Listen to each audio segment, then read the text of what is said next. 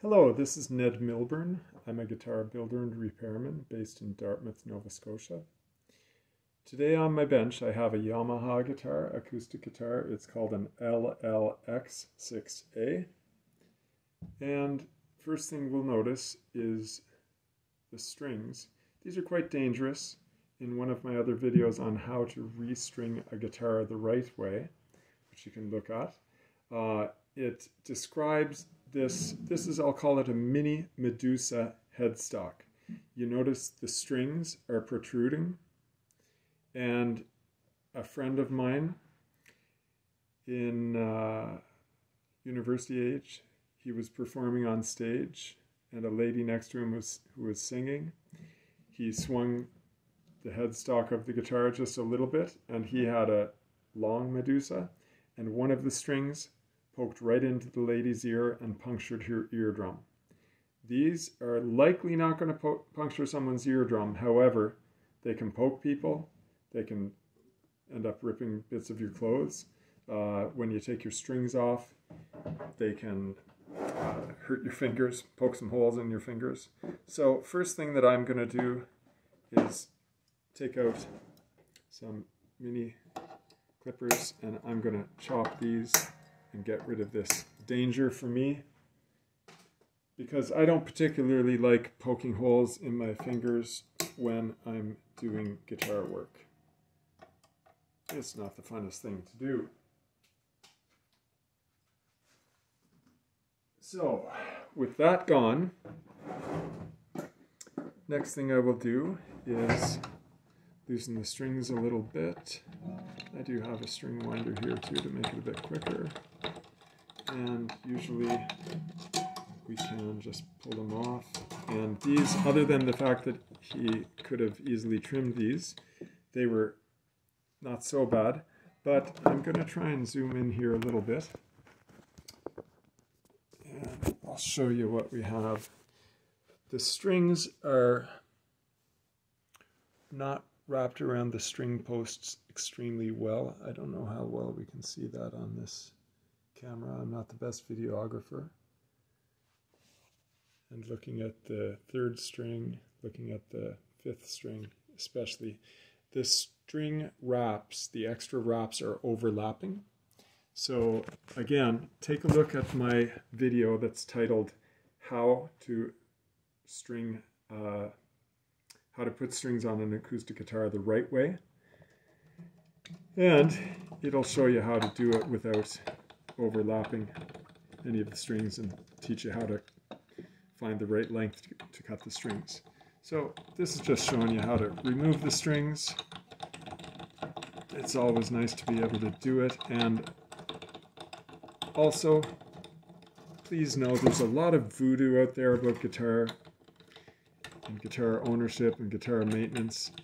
It is entirely okay to remove all 6 strings of your guitar at the same time. If people tell you it's not okay, just say, okay, and walk away. You don't need to get in a fight about it, but it's fine. So here, this one has an extra bend on it, so I'm going to use my small needle nose pliers to pull that out so that I don't poke my finger. And here we go, I pulled that out. Now down on the other side of the guitar, I'm going to twist this. There's a little bit of a backlight there, maybe I can bring it over to the other side. So here are the bridge pins. These bridge pins have sunken down quite a lot, so they're going to be kind of hard to get out. This is a nice string winder because it has a little puller. Again, I hope you can see that with the contrast. It's got a little nook in it that you can use to pull the bridge pins out. And if you have a string winder that doesn't have one of those on it, there's these little nifty things. I got one of these in Japan years ago, and I got a couple recently when I ordered some bridge pins. Okay, so these little things, they're little kind of if anyone has ever golfed, they're like golf divot removers, but that one's not working so well right now. It just doesn't fit well, whereas this one worked better. So we'll pop these off.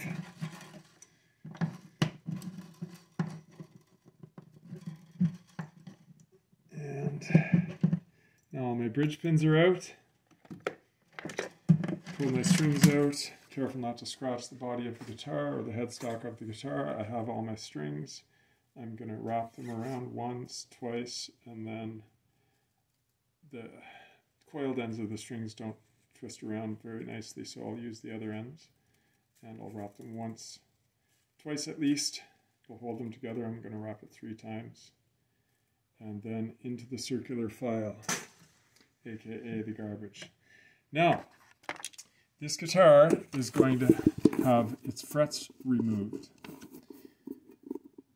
So, one of the main purposes of this guitar video today is going to be showing you how to pull frets from a fingerboard.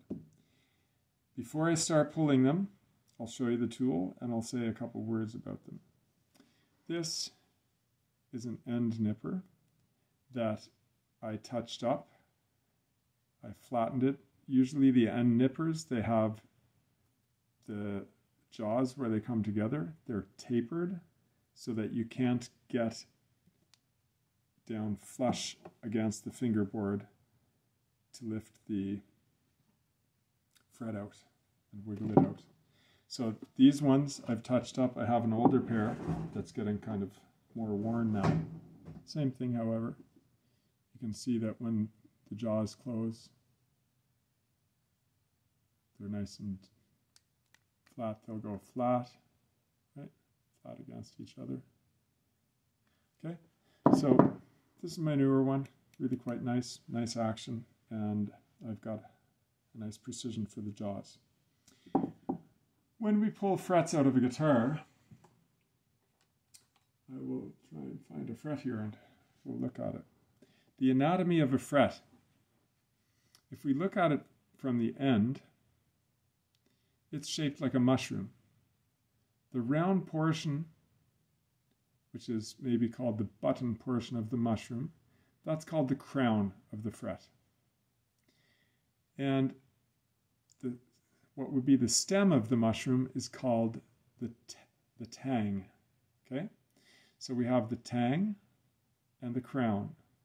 Then we also have on the tang, you'll see these little, nowadays they're machined, and they have these little tiny triangle bumps on them.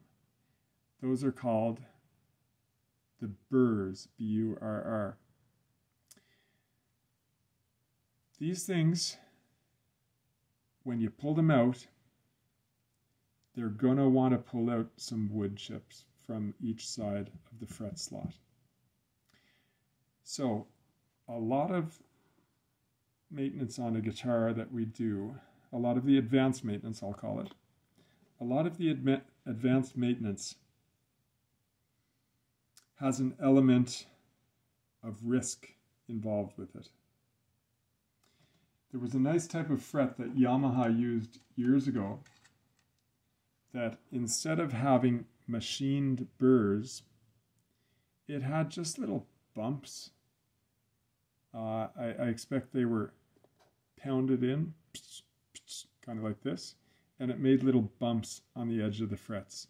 These frets came out nice and easily and were non-destructive.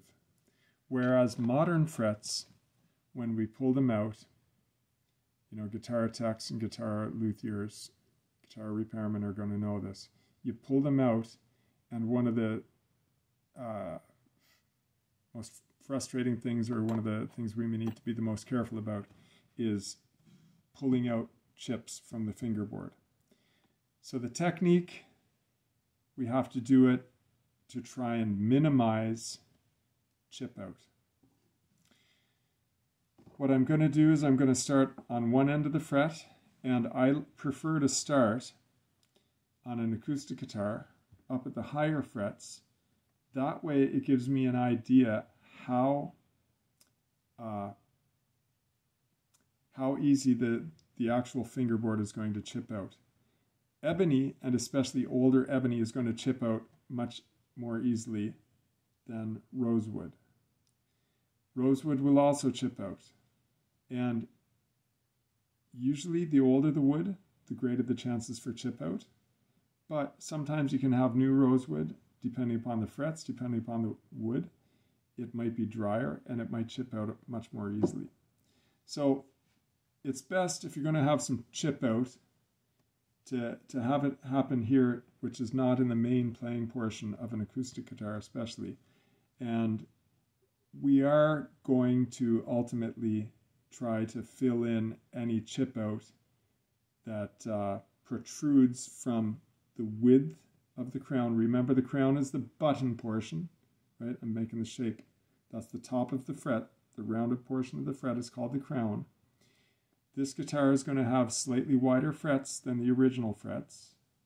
And so even if there's a little bit of chip out, most of that chip out should be within the width of the new fret crown. But that said, we want to minimize chip out as much as is humanly possible. So here we go. I'm going to start with one fret. I'm going to start on one side. Doesn't really matter if you start on the treble side or the bass side. So I'm going to grab the fret. I'm going to try and show you. My finger is the fret. I'm going to try and grab it. The jaws are going to grab really close to the bottom, and I'm going to wiggle it a bit, and I'm going to try and draw it up. And as I'm wiggling it, the flat portion of the end nippers is going to be pushing downwards on the fingerboard, and that way it's going to help avoid any chips. Even if it does chip a little bit, the fiber should still hopefully still be adhered to a portion of the fingerboard wood, and I won't pull it up and out. So here we go. We'll keep our fingers crossed. This is live, no rehearsal, and I'm just going very carefully in the beginning. This one seems to be fairly stiff. And now I'm not going to pull that section of the fret out fully until I wiggle it. If you notice, I hope you can see how I'm doing this. Maybe I'll move my camera a little bit more here. So if you notice, as I do this, I'm moving from one end and then I'm moving across the fingerboard along the length of the fret, and bit by bit I'm lifting it up. If I squeeze the handles of the end nippers too much, then I can pop it out all in one big explosive removal, and that is bad for risking chip out. So here I go. I can feel it moving in the jaws of the end nipper. I have another finger right behind. I'm holding it right behind to make certain that it's stable. I'll try and change my lighting a little bit. Hopefully we'll be able to see well. There we go. Maybe that's a little bit better. I hope it is. And here we go. I'll continue on.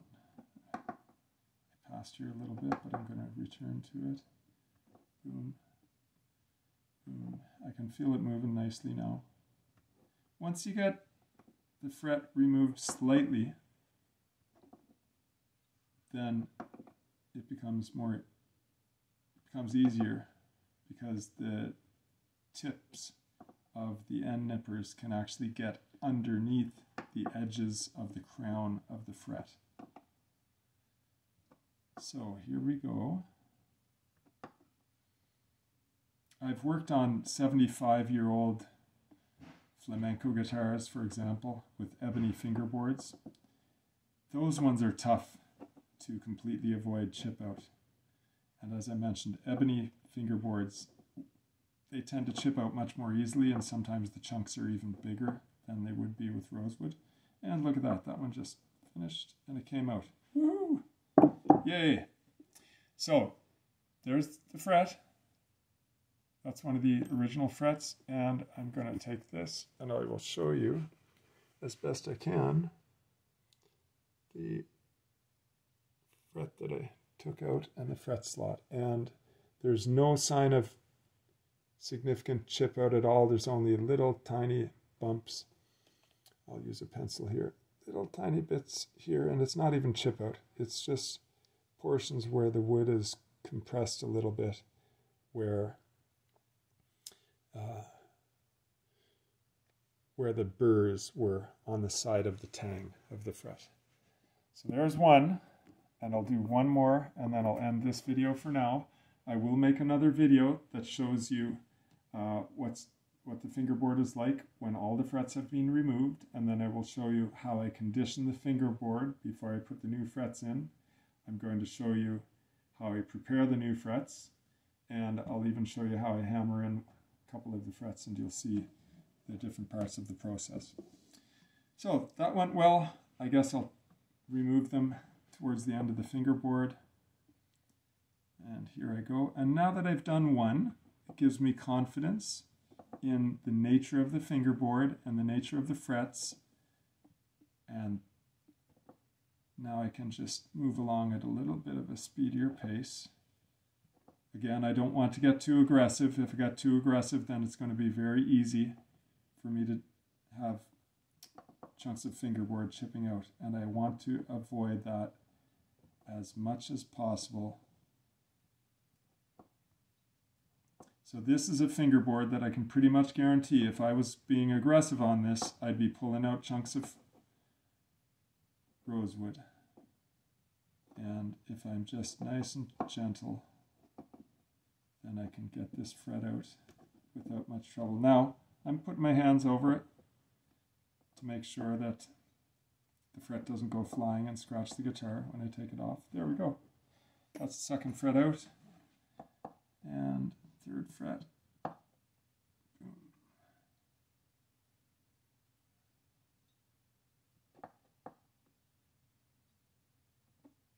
This one seems to be a bit stubborn. It's seated very, very flush with the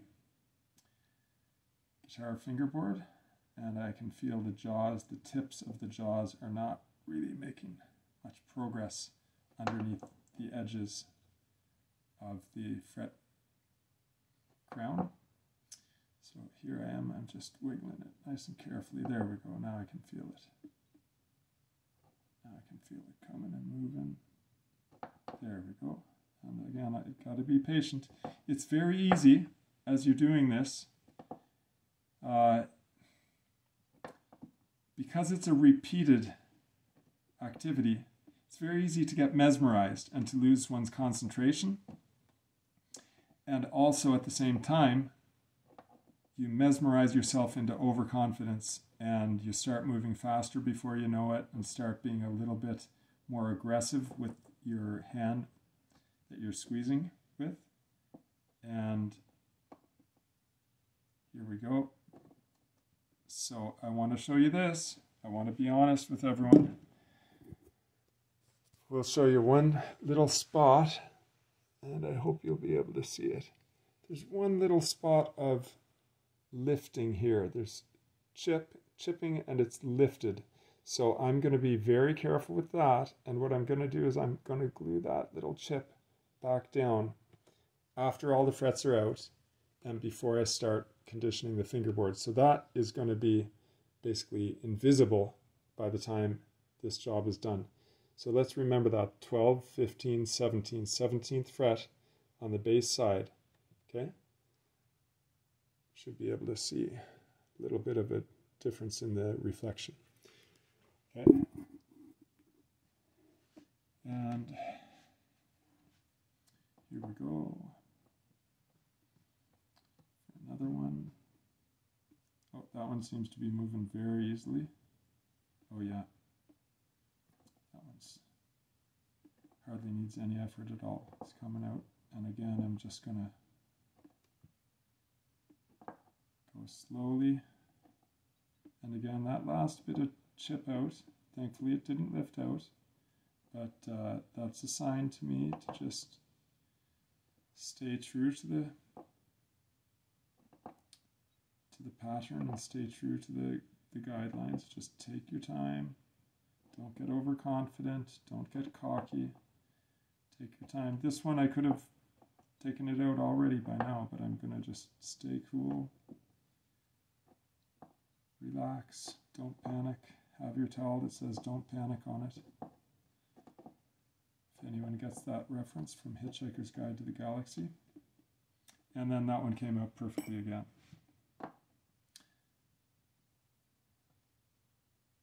This one feels, compared to that last one, a little bit tighter. Oh, and there we go. Now I can feel it moving. I can feel it moving.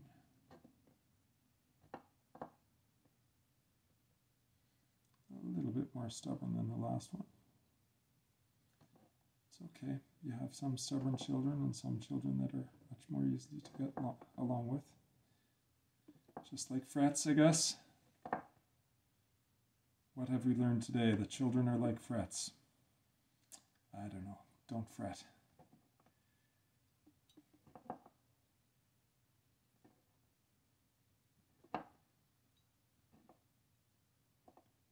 Okay, and there we go. Now the full fret is lifted, but I'm just going to go carefully across it one more time. And again, using the flush portion of my end nippers that are my customized end nippers, using that flush portion to, there we go. Nice. And there's another one out perfectly. I'll take one more fret out and then I'll close this video for this session. And I'll come back with another video for another session. This one's coming out really easily too. And again, it can give you a false sense of confidence if the fret starts to come out easily on one end. Then you might just try and rip through it. But then you try and rip through it quickly, and you might be ripping out some pieces of fingerboard, which we don't want to do. There we go. This one's coming out, as I say, really nicely. Really nicely. Really nicely. And the last little bit. There we go. Nice. So other than one little mini bit, a little tiny mini bit of chip out there near on the 17th fret near the bass side. Other than that, and it's not even pulled out, these all came out, I would say, perfectly, and that's still very good. No consequences. So a quick fast forward to what we're going to look at in some of the future videos. You notice that this fingerboard has binding on it, which means that each fret, before it is installed, each new fret, has to have its tip filed off such that the tang sits inside the width of the binding. So that takes some extra time. There are tools where you can just specialized luthier tools where you can clip it off with it's a type of end nipper. I don't like them. They don't do a great job. So what I do is I use a file, a hand file, and I have a little tiny jig that I use for holding it. I'll show you that next time. So please like, subscribe, send it to your friends, share it, do all that fun stuff that people ask you to do on YouTube if you found this useful. And if you did find it useful and want to learn more, I've been thinking about doing this for years, but finally I'm getting around to doing it, to putting some instructional videos, educational videos about guitar maintenance and guitar ownership on YouTube. So if you're interested, send a message in the comments. I'll try and read all the messages, and let me know if there's anything else, any other aspects of guitar maintenance or guitar ownership that you're interested in learning. Okay, thanks. I'll see you on the next video.